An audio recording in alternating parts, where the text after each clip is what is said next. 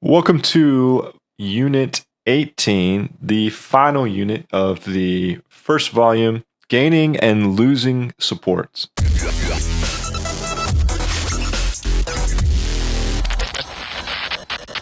The last lesson we talked about trend starts, and I had started mentioning gaining and losing supports, as a trend start would be the first and last levels gained and lost within a trend. I kind of gotten out of line in order because you kind of almost have to backtrack. I have to tell you what a trend start is because I want you to start there because it's the most significant place. And then now I'm going to tell you what gaining and losing. So you've already kind of started training yourself to see levels of support and resistance.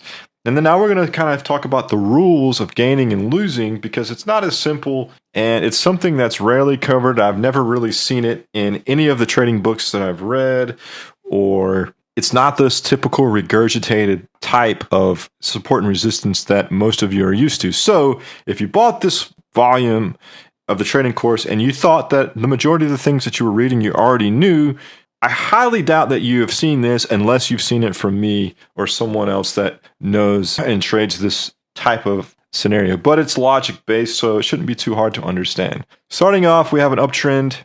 And in an uptrend, we are going to have levels of support and levels of resistance. I would just say that when you gain support or when you lose support, it's referring to what's going to happen on the revisit. So a level of support that you're losing will end up becoming resistance, and a level that you're gaining will end up become support, if that makes sense. Here, for example, is a level. Actually, it's back here. Pretty straightforward. I'll just use my brush tool. I have a level pushed up. I created a swing high. We got off of it. Now, in order to gain it, I need to trade above this swing high. This is what needs to happen. I need to trade above this swing high, which ends up happening in this candle here for the first time. I traded above it. So now this becomes gained.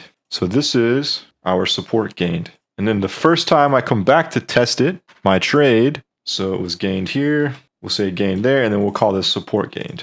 Okay, support gained was gained in this circle, and then our first test would be here. This is our trade. This is the first test. This is the idea. This is the example. First test. Pretty straightforward, okay? Now, let's see another example. I'm just going to point out examples. Here you go. So we'll just delete this. Just going to use more examples. Same idea. You need to get above this swing high because this is a swing to the low, okay? I need to get above this. We traded above it the first time here in this candle here. So call this support gained. I'm just going to say SG, and then here I'm going to say it becomes gained. Okay, and then here would be your first test, FT, first test. So this would be your trade entry, first test. This is predominantly the only type of trading that we do. We typically only trade the first tests of untested levels because when I gained it, it was untested until obviously we tested it on the first test. You see that? We gained level of support. It was resistance. It had also been support in the past if we look to the left.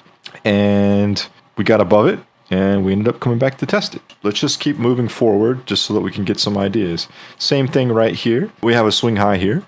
We got above the swing high right in here. So it technically becomes gained. And what we end up doing is testing the level of support that brought us down. Because if I were to go to a smaller time frame, what you're going to see is that here's a low, we produced a high, and then we came down and made it a low, right? So right here is a level of resistance. We got above it. We actually got above it in that area too. So it's technically gained in a couple spots. Right here is your level. It was gained right here. So I'll just mark that as well so you can see. Gained it there. And then your test, your first test is here. First test. Pretty straightforward. Okay. Now, what about losing? Let's look at examples of losing support. You have a trend down. Now, I'm looking for a level where I had resistance and support. Okay, so resistance, support. Here was my swing, kind of produced that up move. I essentially tested it right here. So that's already tested. We'll approach it from that angle, right? So let's just draw it out more clearly because this is something that's important to learn and a lot of people struggle with. Here's the move to the high. So I made a swing to the high. So I know I had resistance, I had support down here, and then I produced a swing high. So I know that's an area of resistance, right? So here, when I trade below it, for the first time in this candle here, I traded below that low, and then I come back. That means that this becomes lost and is currently untested because I traded below it. And the first time I come back to it, is my first test. So first test. It's the exact same as gaining support. It becomes our first test, and then we continue lower off of it. Same idea. Now, what about, there's actually another level in here, this level here. So in the process of this move down, we actually ended up losing 2 levels. Okay, we lost more than 1 level, and that happens, that does happen. And then so here would be your first test of that level as you went lower. I'm looking at Bitcoin, and I'm going back in time so that you guys can see a good example. Here's an example. I'm going to mark where we had support. Price had a low, we produced a swing high here, or a relative high. We lost support, went lower, okay? So now, when we come back to it, it will be the first test, and we should get a reaction off of it. So you would have a trade that you could short here. And what did it target? It ends up targeting the level that we gained. You guys see that? Pretty simple. I just want to give you guys examples of how this works. You're trading the first tests. You need to find levels. You need to understand how they work. It happens over and over again. Here's a level of support. You lose support in this candle here, and then this becomes your first test trade, which you could have traded for a small gain, and then it comes back and tests what was gained right here. Same idea. Same idea here. I think I already discussed this one, but we'll do it again. You have, this time we're going to talk about gaining. So here's a trend down. There's your swing high of this segment. Price ends up gaining right here. We got above it. So the rejection takes you back to the level that was gained, which is here. And there's your first test. And you get a bounce off of it. Okay? Let's just see. That's Bitcoin. Same thing right here. I mean, it happens all over again, all over the place. Okay, here's a swing down, move down. And then you actually have another swing inside of it. So I'm just going to mark it with a brush, which was terrible. Try it again. Okay, so that's your move down. Then it's followed by a move higher, right? So we ended up getting above it. So what I'm going to do now is just mark inside of here. This is my level of support where it becomes, and there's your first test. All right, let's see if we can find some other examples. I've given you guys a ton of examples. Let's try a different product that would look similar. I mean, we'll just do another example real quick. Same idea. You lose support. There's your move down. There's your support level that you lost because you continued to make a new swing low. You ended up getting below this low on your way down, so you're losing support from that move to the high there. So in this example, here's your move to the high. Here's a level you needed to get below, and I'm just going to mark it. And keep in mind, it's not perfect. Bitcoin is more illiquid, but here's your test, and there's your rejection. Okay, same idea. Let's look at something else. Let's look at oil for a second. The same idea applies in oil, gaining and losing. Let's just find a smoother example. Just to help you guys understand, we have a swing low. I have a level that ends up getting created right in here because I have the move to the low, and then I went above it, traded above it. So let's just try to make this cleaner. Use my proper tools. So there's your move to the low. If I were to go to a smaller time frame, that would be even easier to see. Let's just do that, I guess, just so you guys are aware of it. Okay, let's go to a 4 hour for example. Okay, so you can see now, there's your swing to the low, swing to your low. You ended up getting above it. So when I say above it, I mean you had to get above this, which happened here. And in the process of doing that, we ended up creating a level down here, which came back to test. So you have an open and close there. Candles are opening and closing at the same area, and you come back and test it. That's your long point. And then as we continue, we just continue doing the same thing.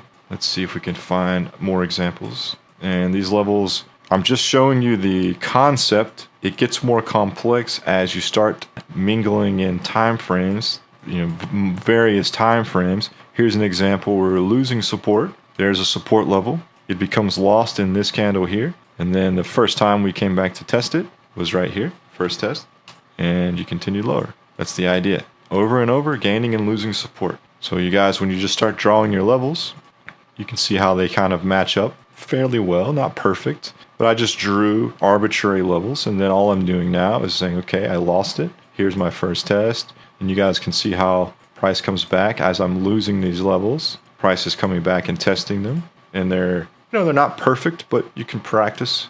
And as you get more comfortable with this, it will give you better trades. But that's the idea of gaining and losing support. And it doesn't have to be perfect, but that's the idea. All right? That is the idea. That is what you need to learn. You need to learn how to spot gaining and losing levels of support and how they work with trend, etc., etc. But for now, practice that. Practice identifying, gaining, and losing. Remember, You have to get above the swing that produced the low to gain, and then you will end up gaining the level inside of there. Let's see, what did this one do? It ended up getting a bounce down here. Right there was your bounce. So yeah, that's the idea. When price revisits a level that's untested, that's where you take your trades. As you start learning more and more about trend and trend starts and how a trend works together, you end up getting bigger and better trades. But for now, learn the concept, gaining and losing support.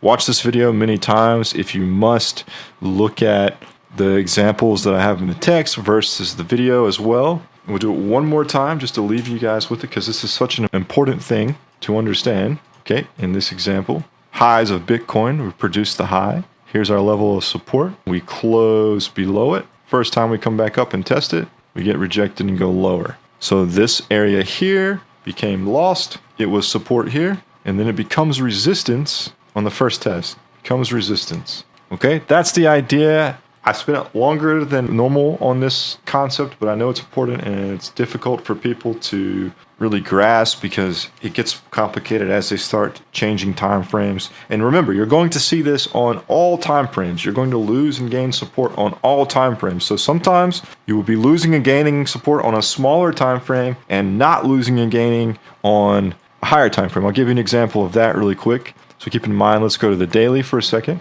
Here is the daily.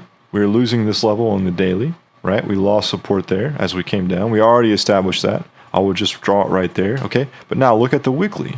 When you look at it on the weekly, you can't really see. We really didn't lose weekly support significantly until we got here, so it's a little bit different. Those are just some ideas to pay attention to. Sometimes you will be losing levels on a higher time frame, or you will be losing them on a smaller time frame, and you won't realize it if you're not paying attention to all of your time frames. So it's important to use your time frames together and follow this concept of losing and gaining. Here again on Bitcoin, I'm gaining support. As I came back here, I got above it. I ended up testing it. Okay, I ended up testing it again right here. I managed to get above the swing high. Same idea. So here's my swing high. I came down, I got above it. First test, and then go higher. That's the idea of gaining and losing supports.